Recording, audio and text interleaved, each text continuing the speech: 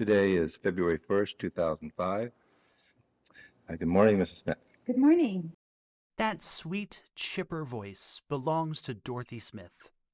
Her family moved to South Bend in the late 1930s after a horrific incident of racial trauma at their home in Arkansas. It wasn't her last experience. But Ms. Smith's resilience pushed her towards a 30-year career as the first African-American employee of Wells Electronics and a longtime volunteer at the Charles Martin Youth Center. I'm George Garner from the Indiana University South Bend Civil Rights Heritage Center, and we're telling local history in South Bend's own words.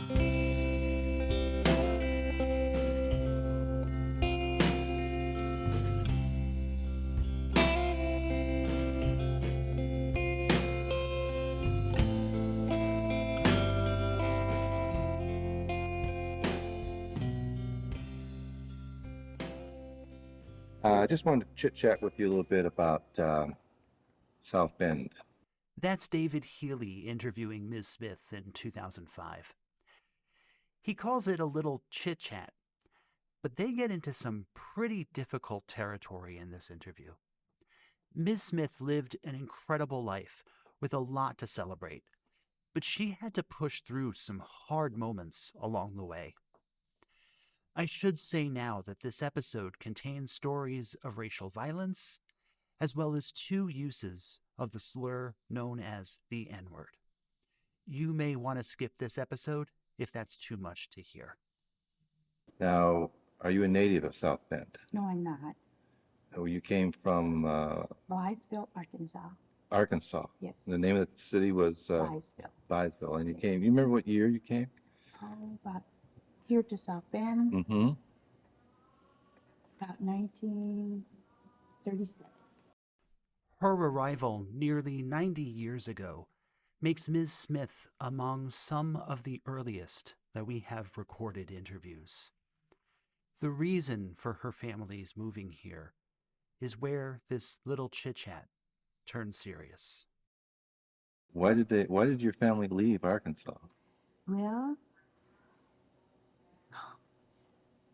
it's a bit of history because we all lived on the same place. I think it was like sharecropping. In case the word sharecropping is new to you, it's a system that evolved after the formal end of slavery. Black farmers would be indebted to white landlords, working the land yet keeping barely enough of the harvest to feed their families. And so at that time, it was poor people because it was in the 1930s. It was in the 1930s, and also in the South. To be clear, white people, white men in particular, perpetuated racist violence across the United States. But the South was especially dangerous. One day, on Dorothy's family farm, Some men came to our house, white men, Mm-hmm. and they made a big bonfire in our front yard. And so my mom, they had loosened floorboards. This was a, a safety net that they had because they knew this happened. she said they knew this happened. Racist violence was so frequent, her parents had a safety plan to protect their children. And so she put us down in the floor, under the floorboard, and we could crawl out under a high porch, and we could see everything that was going on. And she said, "Don't come out from under the porch and until I tell you to." So my father went outside with his gun, and so they was hollering, "Come out of the house. Come out of the house. Come out of the house now. We're going to set it afire."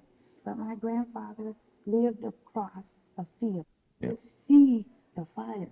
So he came through in a path to our house. And by that time, my dad had got wrestling with one of them, three. He knocked him in a fire. And so he was rolling around and hollering, And when they saw my grandfather come up with his gun, they took off running across the field like a cornfield. And so my dad shot, my grandfather shot, and they fell down. Her dad, her grandfather, and anyone else who was black in the South knew what could happen next. They had shot and believed they had killed white men. The circumstances didn't matter. To protect their family, her parents really had one option. They just put us in the car, the grandparents, all the kids, the 3 kids. My mother hadn't had the 4th child yet. She was big with child. We had to leave all the food, everything. The entire family fled. And eventually, they all made their way here to South Bend.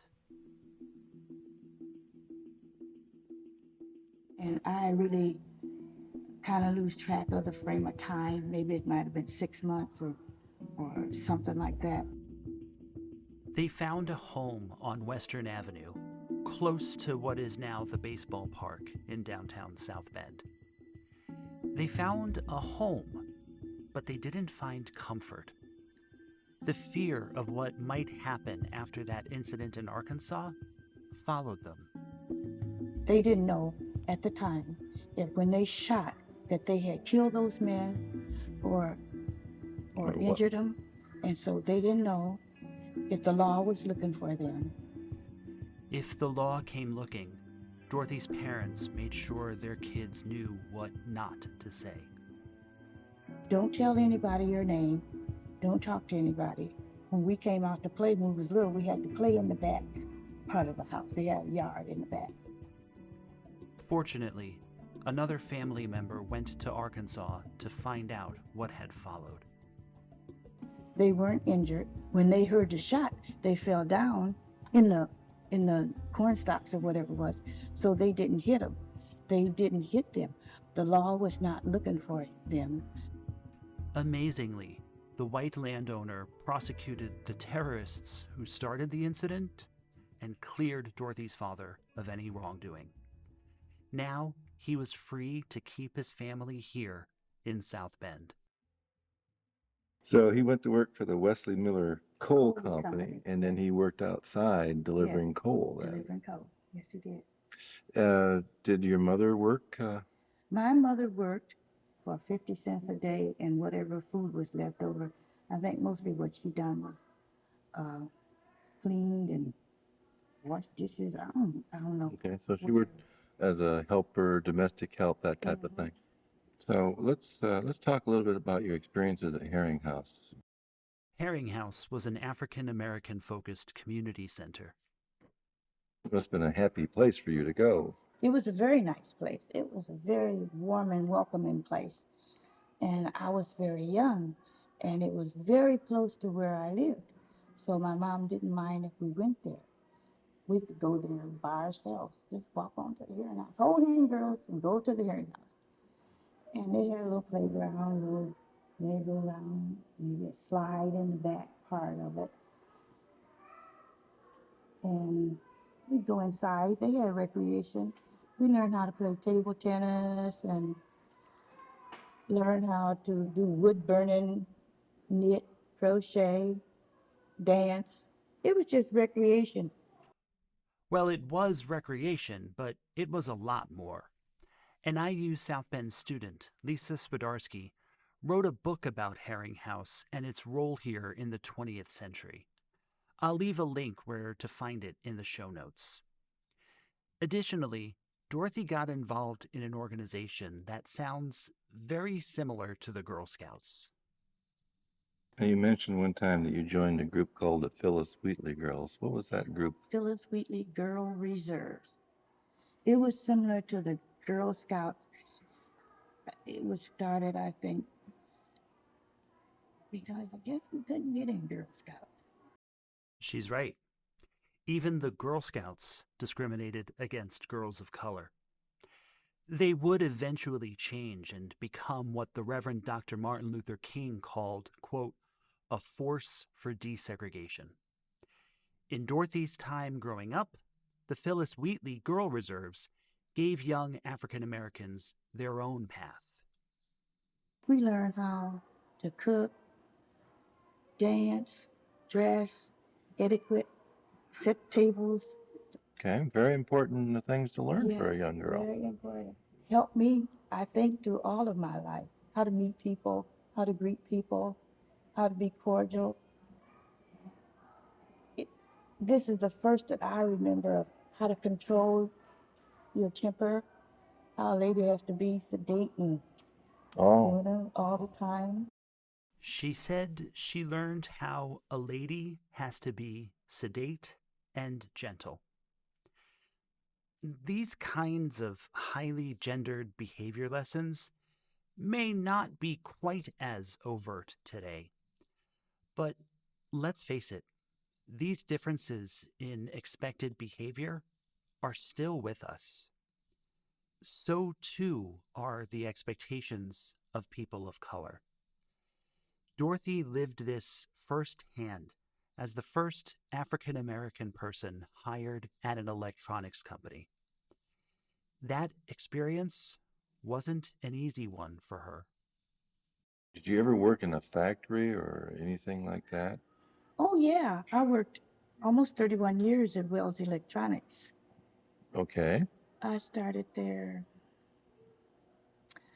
Miss Ida Mitchum helped me get that job. Ida Mitchum ran the Herring House. In addition to recreation, they helped African American people find work. Because there was still discrimination in hiring in different places. And that was one of the places. And she told me, she said, they don't have any black people work at that plant.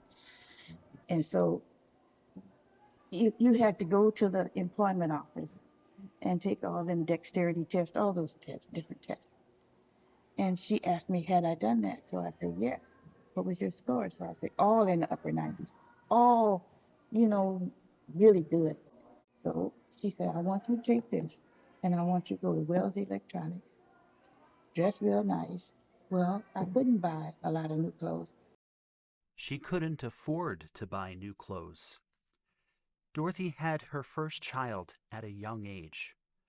Her partner left them both and didn't pay support. She eventually remarried, but in this highly gendered world where ladies were supposed to be sedate and gentle, working mothers dealt with a lot of discrimination. And on top of that, as a working woman of color, trying to get a job that paid well enough to support her and her family, she had to deal with even harsher discrimination. I should forever remember the man's name that interviewed me because he said, I don't like colored people. I never have. Right off the bat, she ran up against overt racism. Dorothy recalled what the interviewer said next during the interview. You're dressed neat, your handwriting is neat, you're a very intelligent person. All your tests are at the high end of the scale, and so I'm going to hire you. But I won't be held responsible for what they do to you. All right, so what happened when you went out to the plant? I was treated very bad, Very badly? very bad, very bad. I was treated very bad. But I think that's when my Phyllis Wheatley Girl Reserve training came really forward. I could control my temper. I had to. She said she had to. Despite her treatment, Dorothy persevered and ended up becoming an expert in her job. They put me on a job where I had to learn. So I learned how to build power supplies, welding heads, weld techs, read prints, revise prints, demonstrate to salesmen. I worked mostly then with the engineering department. I learned to read blueprints and help myself. And it's what kept me there through all the bad. And plus, I needed a job. Mm-hmm. And I could work all the overtime that I wanted. This is a pretty good job for It was you. a good job. and nobody was going to run me out of that job.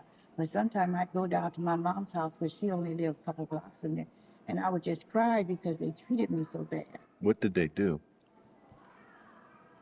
They would call me nigger, and the ones that didn't speak English didn't want to sit by me, didn't want to work with me, and places where I needed a chair, they would take all the chairs, and I'd have to stand.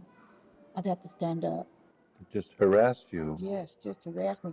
The lady in the stock room I was afraid of mice, and she had traps back in there, and she put a live mouse in my face, and I dropped my tray, and it it just took me by surprise. I needed to hit the pause button there. Dorothy was dealing with so much. A lot of African American people say they have to be twice as good and work twice as hard just to be considered an equal. Dorothy probably worked 3-4 times as hard. In the face of this harassment, you responded by just doing your job better than anybody else. Better than them. Sometimes it would be so bad I had to go to the doctor. It was so bad. So I mean, stress? the stress was so bad. I was treated so bad. They wouldn't tell me where the bathroom was. I'd have to not go to the bathroom till lunch hour, and I'd run down to my mother's and go to the bathroom. They didn't want a black person using the same bathroom they used. Interesting. But I stayed there. Did it change after they started hiring more African Americans? No, not really. A lot of them wouldn't stay. They would quit. They wouldn't stay there. It was racism till the day they closed up here. Dorothy kept working harder and better than everyone. Her colleagues, including 2 other white women, made more money than she did. Other men got promoted over her, despite her expertise. It was rough, but she held on for 30 years. I got to be quality assurance person, and I was the major one, and they had 2 or 3 buildings.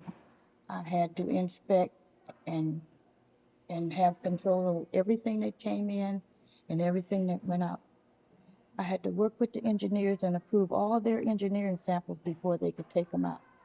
I had to be in the meetings with the CEOs and stuff to know what the plan was, what the scheme of things is. But it was just the way I'd done things. But it took a toll on me. It took a toll on me. But every time they tried to knock me down, I would just push forward with everything in me, and push on the places that they couldn't say, oh, you can't be here.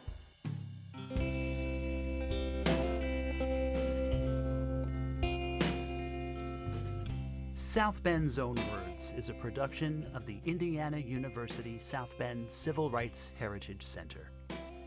This episode was produced by Caleb Matz from the Ernestine M. Raclin School of the Arts at Indiana University South Bend. It was written and hosted by me, George Garner. Kevin Tinmarsh was the co-creator, and its theme music was by Josh Woodward. Are you looking for more uncensored conversations about the history of South Bend?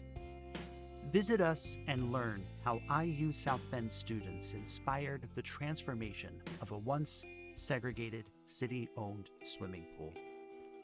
We offer guided tours and events that show how the history of oppression echoes through this city today.